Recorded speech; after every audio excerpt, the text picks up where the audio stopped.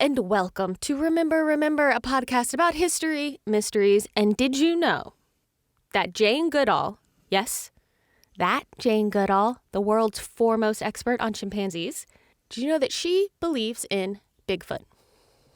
Are you going to tell me that she believes in, like, Australopithecus or whatever it is, like that there was some Bigfoot type creature that died out? No, she believes in Bigfoot now. Then I respect her in a new way. That's truly what I believe. Two things I believe in, Paula. Yep. Well, more than that, if I'm being broad about it. But Bigfoot and Dogman. You might laugh at Dogman, but not to his goddamn face you wouldn't. I believe in the power of the Dogman. I really do believe in Dogman. That's on the internet now. It was on the internet before, frankly. True.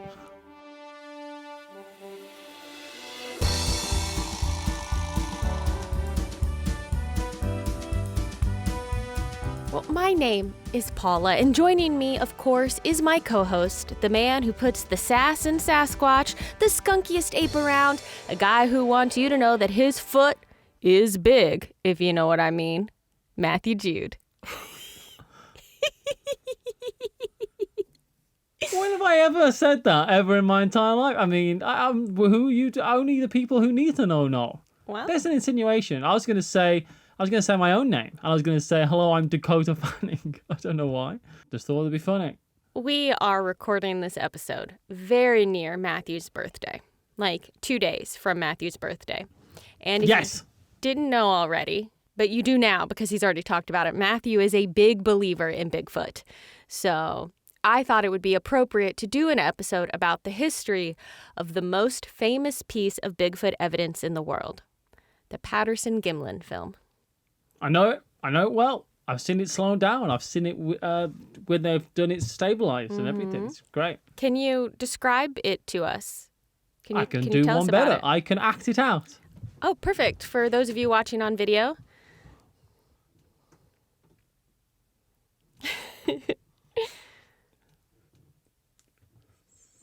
Oh, and now he's smoking a cigarette. I don't think I saw. Sorry, she is smoking a cigarette. We've seen the footage. For anyone who hasn't seen the footage, will you give a verbal description of it?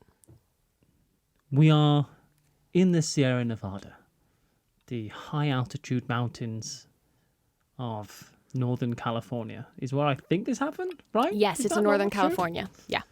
Anyway, we see the rocky outcrops, dotted pine trees, possibly a redwood. You guys love your redwoods. Perhaps an old riverbed dried up. Along that riverbed we see what can only be described as the greatest piece of footage truly showing a Bigfoot, I would say about 7 to 8 feet tall. I have no idea how tall they think it is. Probably somewhere around in there, yeah. Yeah, they probably think it's human-sized because they think it's a guy in a suit. Is it balls? Anyway, you see a Bigfoot, it walks off and it kind of like looks around as if it notices the cameraman. It swings its arm. The camera footage is very shaky. It looks around. It was the 1970s. 1967. Oh, come on. That was pretty close. That was pretty close. What It is was this? almost the 70s. It's a history podcast, not a historically accurate podcast. Oh, I see the difference. I discern those. So, basically, when you picture Bigfoot, Which I do. how often? Once or twice a week, Yeah, probably, that's when I'm right, walking yeah. in the woods and I hear a creak or a sound I can't explain. Normally it's a woodpecker or a squirrel. I live in Britain. So if when you picture Bigfoot, you imagine a creature walking away from you, arms swinging, head turned back toward you, you can thank the Patterson Gimlin film. That image was first caught in their film, and frame 352 of that film is what you are picturing. They were filming an erotic comedy, weren't they? When they were out there. That's the film. It was... No? Oh, it was a documentary. Sorry, I didn't realize. Yeah, they were actually looking for Bigfoot. Sorry. They were actually looking for Bigfoot. That frame is what you're picturing, what has essentially become the logo for Bigfoot. They've done very good branding with it. It's like on all the stickers. Great branding. Roger Patterson was 26 years old in 1959 when he read an article about Bigfoot in True Magazine written by Ivan T. Sanderson. Are you familiar at all, Matthew, with Ivan T. Sanderson? I am not. It's all right. He was sort of the Jack Hanna of his day. Are you familiar at all with Jack Hanna, Matthew? Even less so, Jack Hanna. Well, for Americans who are my age, that reference should mean something. Sanderson was a British biologist, and he went on a lot of talk shows to talk about and show off exotic animals. So growing up, Jack Hanna, for me anyway, he would like show up on shows in his like kind of like a crocodile hunter kind of situation, in his little zoo outfit, but be like, and this is a baby bear. And you'd be like, oh my gosh. Like a Steve Irwin, but not as national of a treasure. Steve Irwin is a goddamn saint. Gosh, what a wonderful man. So Sanderson was kind of an early version of this. He also wrote about the paranormal and is one of the fathers of cryptozoology. He's actually the person who coined the word cryptozoology. Oh, yeah, I do know who you're talking about, actually. Yes, I know who you're talking about. Probably do a whole episode about him. He's pretty interesting. Anyway, Patterson first learned about Bigfoot, or America's Abominable Snowman, as Sanderson called it in his article, by reading this magazine. Over the years, he would become more and more interested in the subject, visiting Willow Creek, California, and talking with people there who had seen Bigfoot, or at least believed in Bigfoot.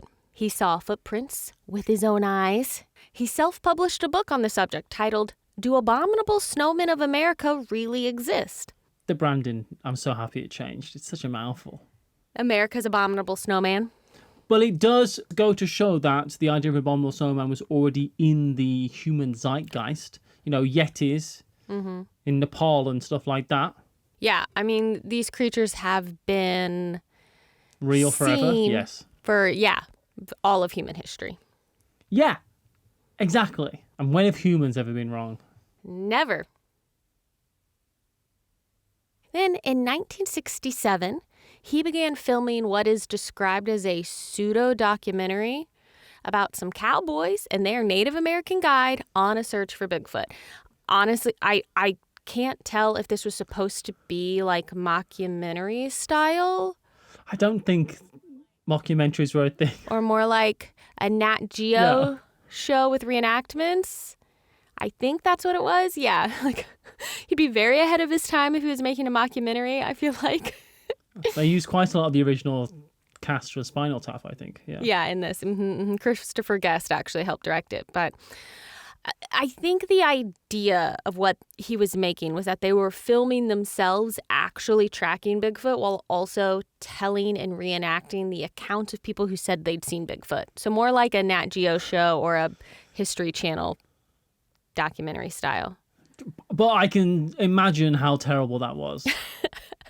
Like, they probably wanted to be actors and not doing this. They moved to California for some reason, didn't they? Well, Patterson actually did have a performance kind of background because he used to be a rodeo rider.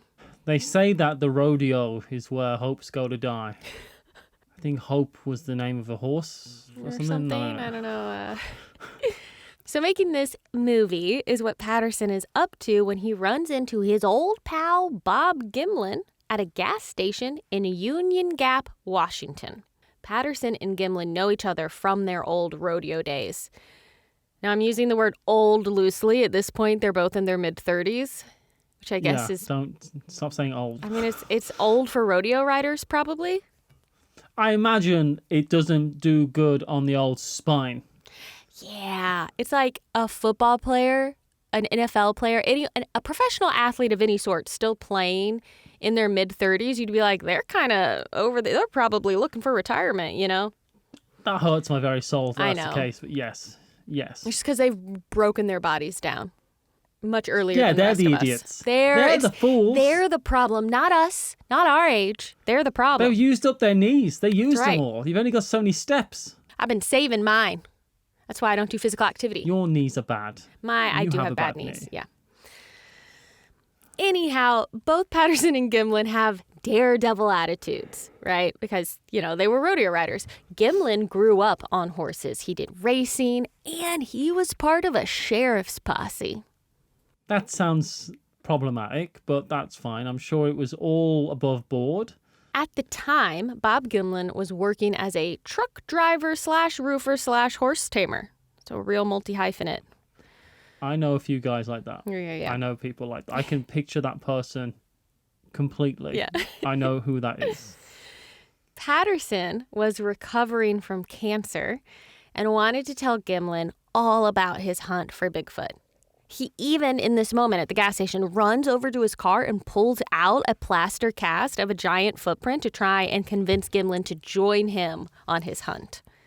But Bob Gimlin is not interested, and he doesn't have time to add another thing to his plate. This is what he says. But he keeps in touch with Patterson over the next few months, and their conversations keep coming back to Bigfoot, the Native American lore about ape men, and the testimonies of people claiming to have encountered the Sasquatch.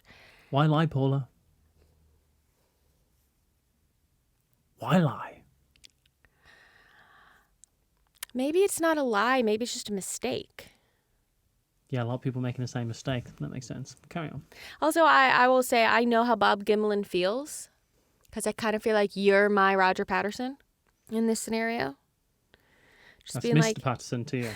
he just keeps wanting to talk about Bigfoot again. I don't. He just wants to talk about dermal ridges and how those plastic ass molds couldn't be made with that way in just like a shop. You know, when they do the molds and then people say, people are just putting Bigfoot feet on and walking around. It's like, well, the stride length is wrong, right? The stride length would be a lot shorter if it was a person of my height doing it. But the stride length is comparable to a beast of that size. And the dermal ridges, Paula, there's like fingerprints. Mm-hmm. These are dermal ridges, right? You can't just carve those onto a plaster cast and then go tramping around the woods and have... It doesn't... I believe in Bigfoot. That's what it comes down to. That's what it comes down to, right? I do think there is an element of faith in this. And I have faith and you are faithless. I wouldn't say that. I am agnostic when it comes to Bigfoot, I think. See, he's my Patterson. Then, finally, Patterson tells Gimlin that a logging road construction crew has been seeing tracks as well as finding their equipment mysteriously taken apart in the Six Rivers National Forest in Northern California. What a scamp. What a skunk ape. He's a scampy boy. What a scampy boy. And Bob Gimlin's curiosity gets the better of him. In a later interview, he said, quote, "I wanted to see these footprints that these people talked about." So he went with Patterson to go check it out. Now, as you might expect with a topic like this, the reports and accounts and sources sometimes don't really agree with each other.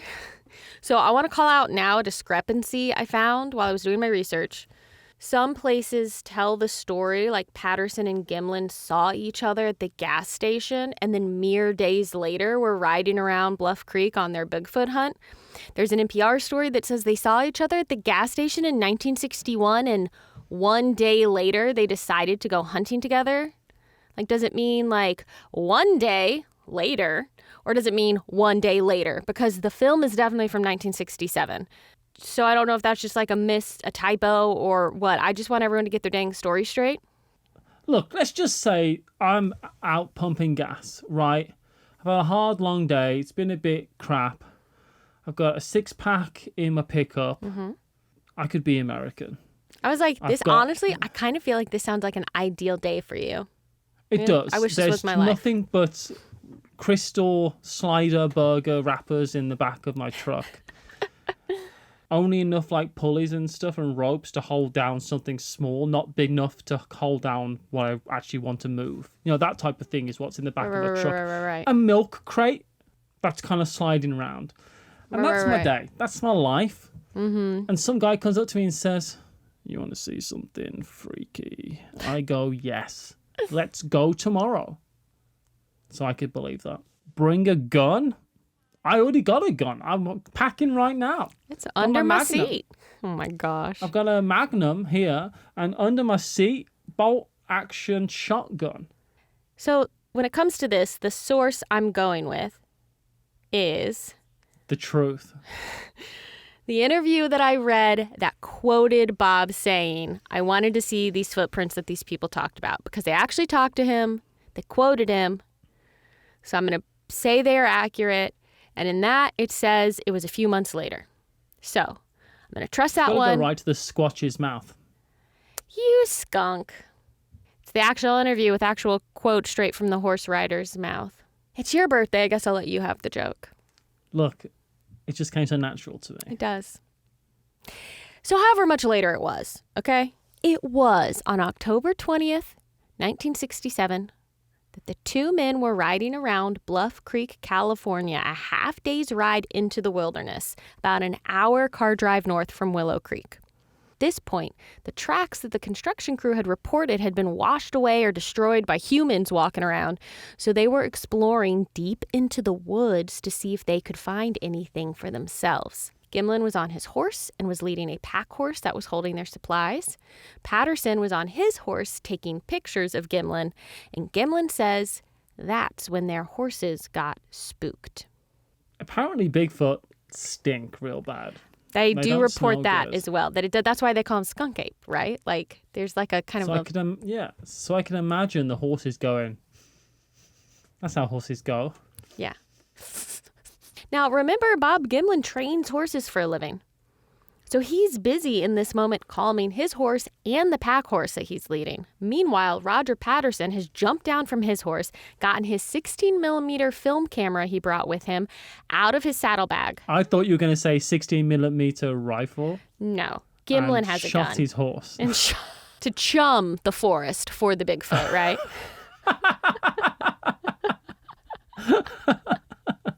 Then they got in their Bigfoot cage. Can you imagine if hunting for Bigfoot was like shark diving?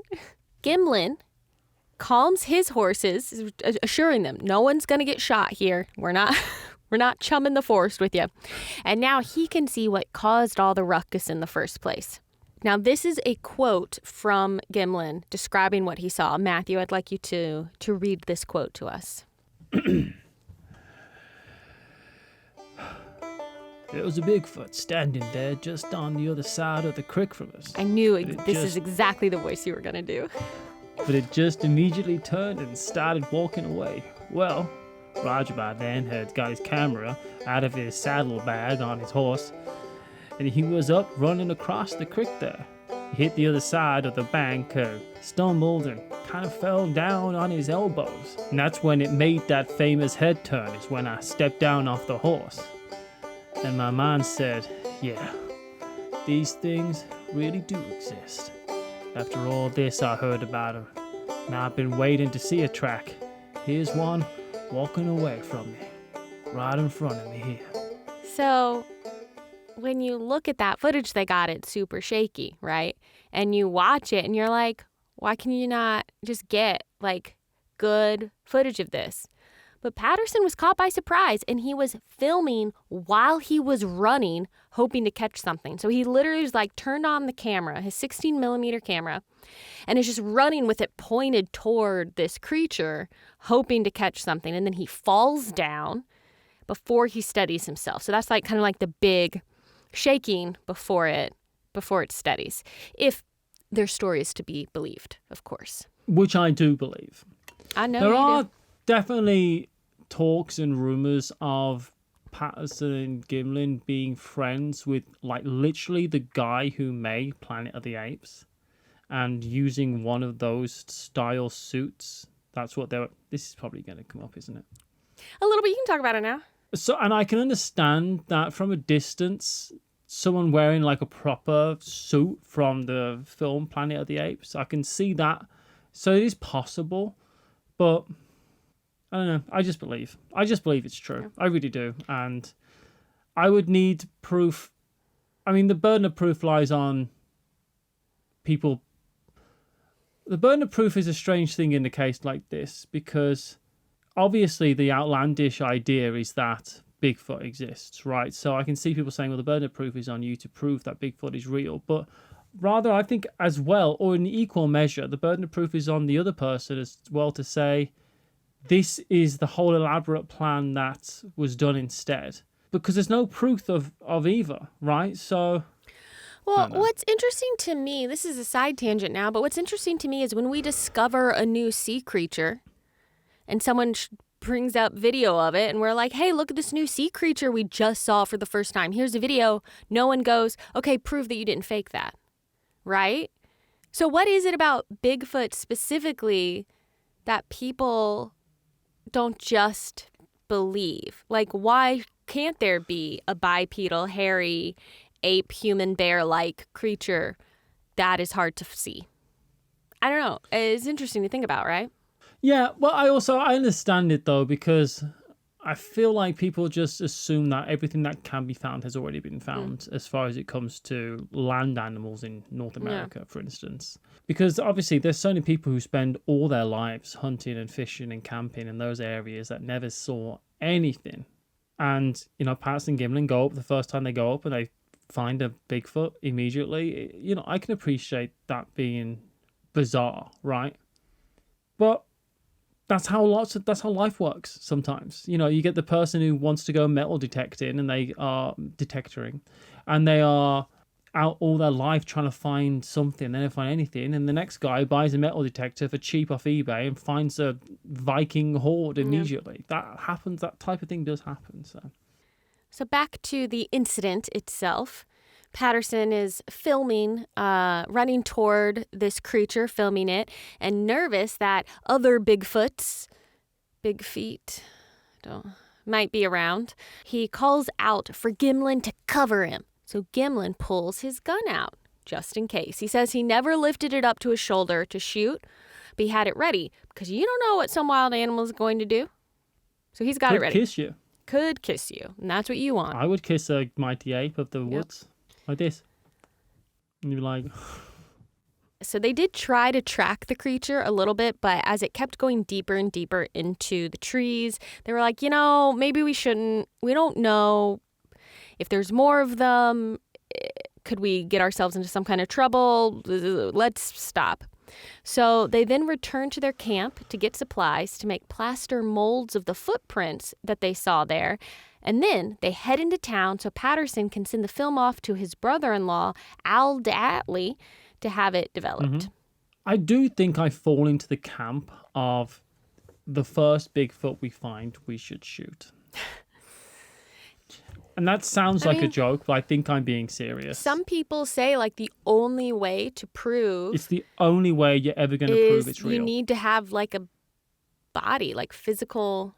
Well, I could argue, well, the way to help conserve the other Bigfoot population is to kill one of them to prove that they are real.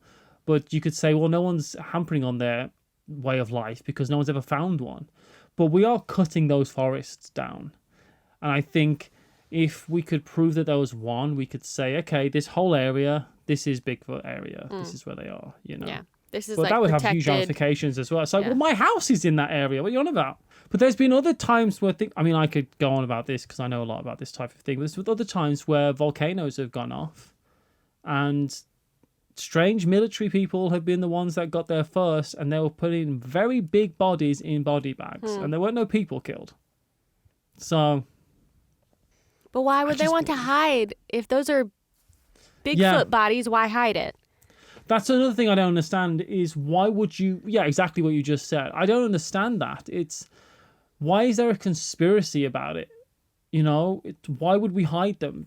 Surely they'll just say, cool, look what we found. Like it's terrible, but we found this. Yeah. You know, there's a lot of other stuff that goes into Bigfoot sightings, like the paranormal, like, oh, when you see Bigfoot, you might see a UFO, or Bigfoot come from another dimension, all this type of stuff. I just really feel that why ruin something that's already incredible? In my opinion, Bigfoot is just an animal. Maybe a hyper-intelligent ape, but still an animal nonetheless. Just a normal animal, really. Yeah. Doesn't have to be anything fantastical about it. Doesn't have to be a skinwalker, you know. And really what I think, actually, is that the cave systems in the United States are so elaborate and huge that they could dwell in underground most of the time. We just don't know how to or where. I really think that's another possibility. Possibly in the Hollow Earth. I think that's something we don't think about enough. Right, yeah. So when this film comes back that they developed of a creature that they saw outside of a cave above the hollow earth. They have footage of their encounter, 952 frames of it, or 59 and a half seconds at 16 frames per second. For anyone interested in this sort of detail, it was shot on Kodachrome 2 movie film on a rented camera. Bob Gimlin said actually that he wasn't very impressed when he saw the developed film, that it didn't do the actual experience justice, which I think is something we can all relate to, right? You go somewhere and you're like, wow, look at this sunset, look at the moon, and you try and take a picture of it and you're like, that looks like shit on my camera. I refuse to take photographs of sunsets, of film concerts, that type of stuff. It just doesn't. Just don't. I mean, I do a travel vlog, so I do a lot of filming when I'm out. I suppose that's different. Bob Gimlin didn't think anyone would believe what they captured as proof. He didn't think that the video was convincing enough compared to how it felt when he was actually there. But he maintains that the footage is real, even though it, quote, ruined his life. He and Patterson had a falling out over money surrounding the film and Gimlin's lack of dedication to publicizing it. So Patterson wanted to show it to everyone and sell the film rights to Hollywood and tour it around and make money off of it. But because he wanted to fund more hunts for Bigfoot. But Gimlin just wanted to go back to his normal life. Like, he was getting ridiculed for his part in the encounter, and people were even showing up at the bank where his wife worked and harassing her about it. Gimlin just wanted to go back to eating Crustables, tater tots, drinking 6-pack of beer a night, turning up to work just about on time with one of those metal lunch boxes. Yep. According to Gimlin, he sold his rights to the film for $10. And Patterson hired someone to pretend to be him so they could keep touring around with the footage. And that made Gimlin mad. Well, also, it adds in an element of... It makes it harder to trust Patterson when you hear about those kinds of things. It does. Didn't always pay money he owed to people. He got in trouble for that. He clearly lied about some things. So they didn't speak again until 1972. Patterson's dying of cancer, and he calls up Gimlin to apologize. So they reconcile, and the next day, Patterson dies.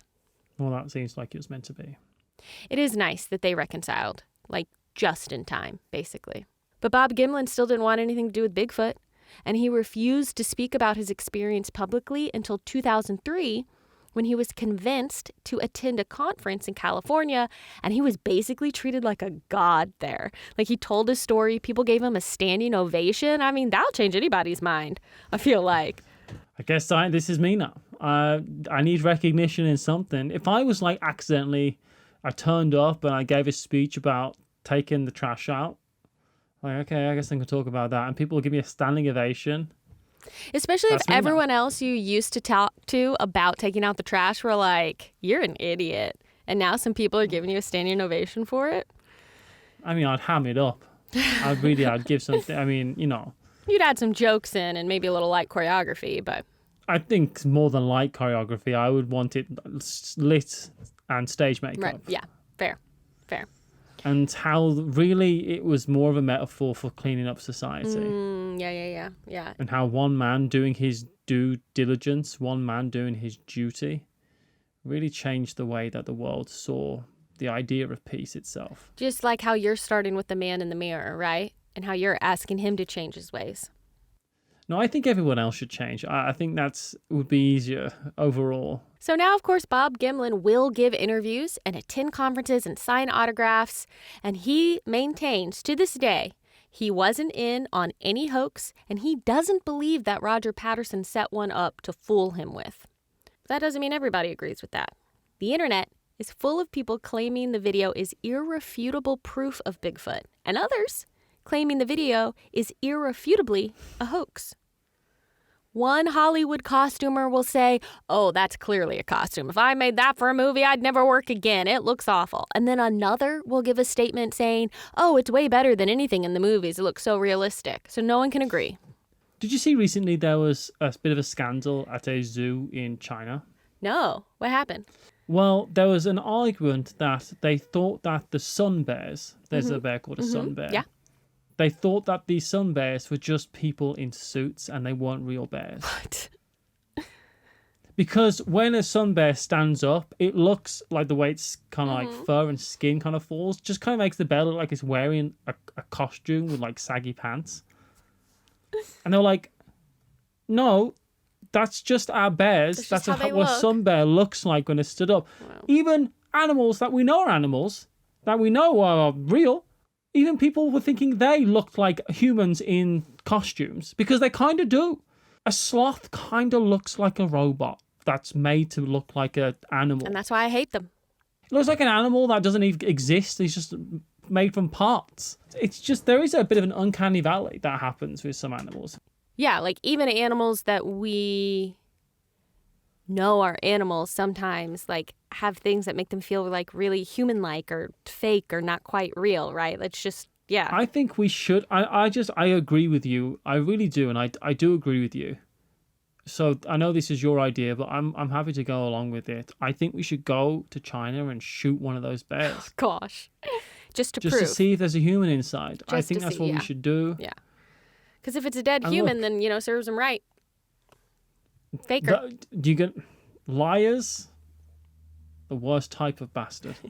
So my favorite example of this, like, one professional costumer thinks it looks bad and one thinks it looks good is Rick Baker, who created Harry from Harry and the Hendersons. I loved Harry and the Hendersons so much. So he said he thought that the Bigfoot in this film looked totally fake, and he believed it was a suit made by John Chambers, the innovative award-winning monster maker responsible for the Planet of the Apes costumes, which Matthew referenced earlier. Later, Rick Baker said he no longer believed Chambers was responsible for creating this Bigfoot suit in a statement he made by fax. And that's how you know this is a history podcast. I'm talking about people making statements with a fax machine. What's the fastest way I can get this out into the world? I just couldn't. It cracked me up so much. And then he came out and said he didn't believe this anymore in a fax. I was like, in a fax? Who did he fax? Like, did he page someone? Someone was like, oh, excuse me, I have a no longer believe. Oh, okay. I've sent a total of one fax in my entire life. I don't think I've ever sent a fax. I have. I had to be shown how to do it. And honestly, in the time it took to learn how to do the fax, I could have ruined them on the internet. So John Chambers himself is quoted as saying, I'm good, but I'm not that good, when asked if he'd made a suit for the film. So he says no, he didn't. But if he was in on it, that's what he would say. Yeah, but why, again, why pretend? I don't know. Why not take the credit? If people are like, you made that, didn't you? Why not be like, yeah, I did. Doesn't it look awesome? Because he's going to break the hearts of people like me, and he's too human to do that. Some people are willing to break those hearts, though, and they do claim to be that good. And this is where Bob Hieronymus and Philip Morris come in. Not the Philip Morris cigarette guy. Different Philip Morris. So in 1998, Bob Hieronymus, I don't know if I'm saying his name right, made a statement, not through fax, that he was finally tired of living a lie for 37 years and the world needed to know that he had been a part of Patterson and Gimlin's video, that they had brought him out with them and given him a suit to wear and filmed him walking at Bluff Creek. His mother and nephew and some longtime friend, whose name I don't know, claimed that they'd seen an ape suit in his car near the time the film was made. Hieronymus says he was meant to be paid for his part of the hoax, but he never was. Bastards. So where'd the supposed suit come from?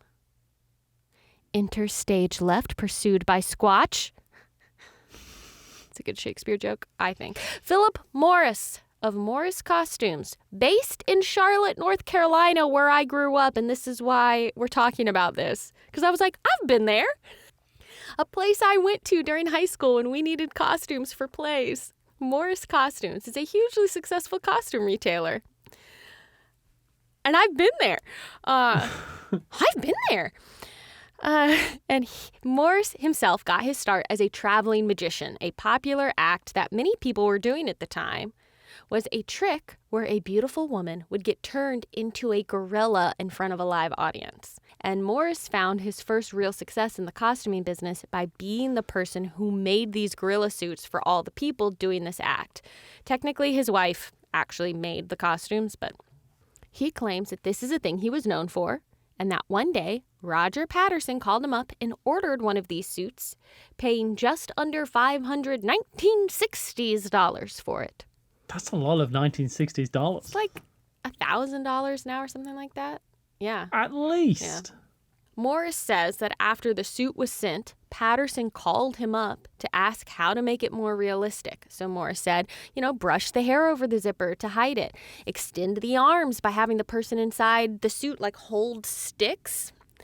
Add football pads to bulk out the shoulders. When Morris eventually saw the Patterson Gimlin film, his reaction was, "That's my gorilla suit," but he didn't tell anyone. Because as far as he was concerned, it was an act, like all the others he made costumes for. You don't tell a magician secrets, especially if you want them to keep buying stuff from you. So he waited to start speaking out about the suit until Patterson died in the 70s. So what do you think? I don't know. Morris doesn't have any records of the sale. He has literally no records of it, so there's no proof either way. Was it a guy in a suit? Was it real? I mean... Or is this really good advertisement for Morris's costume shop in North Carolina, which we're now talking about? Right.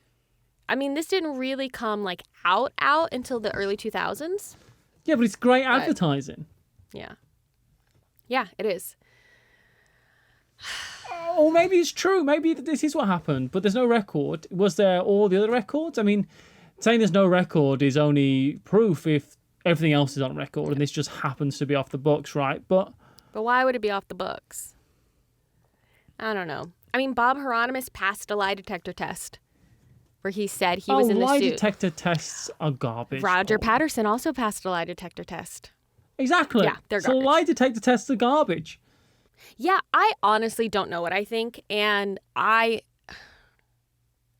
don't know.